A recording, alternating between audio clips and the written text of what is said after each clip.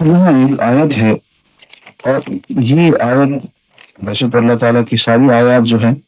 وہ معجز نما ہے، لیکن اس میں ایک خوبصورت معجزہ ہے جو کہ جدید دور کی سائنس سے ظاہر ہوا۔ ارشاد گرامی فمن یرد اللہ، جس کے بارے میں اللہ تعالیٰ یہ ارادہ فرمائے ان یہدیہ، اسے ہدایت عطا فرمائے، یشرح صدرہ للاسلام، اس کا سینہ اسلام کے لیے کھول دیتا۔ ومن یرد، اور جس کے بارے میں اللہ تعالیٰ یہ ارادہ فرمائے ان یضلہ، کہ اسے گمراہ کرے، یجعل صدرہ ضیقا حرجا، اس کے سینے کو تنگ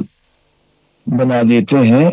بوجھل بنا دیتے ہیں، کأنما یصعد فی السماء، گویا کہ وہ آسمان کی طرف چڑھتا ہوا جا رہا ہے۔ اب آپ ذرا اس دور کے ادب کو دیکھیے،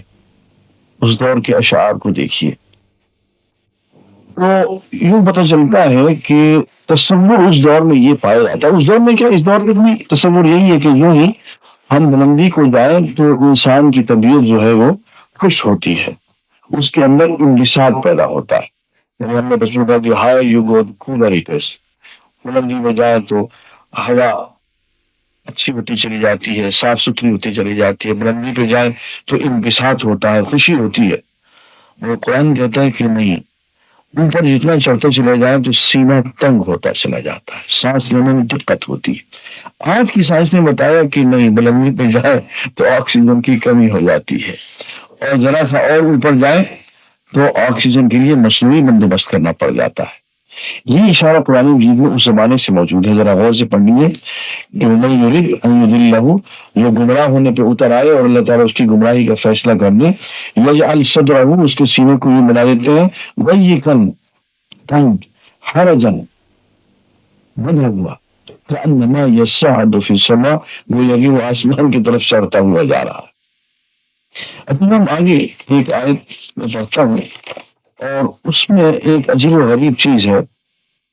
اس کو ہم قانون زکوٰۃ کے بارے میں ایک حتمی فیصلہ کہہ سکتے ہیں۔ بہت سی زراعت کی چیزوں کا، پھلوں کا ذکر کیا، زیتون کا ذکر کیا، انار کا ذکر کیا، اور پھر فرمایا کلوا من ثمرہ، اس کا پھل کھائیں، اذا اثمر، جب یہ پک جائے، وآتوا حقہ یوم حصادہ، اور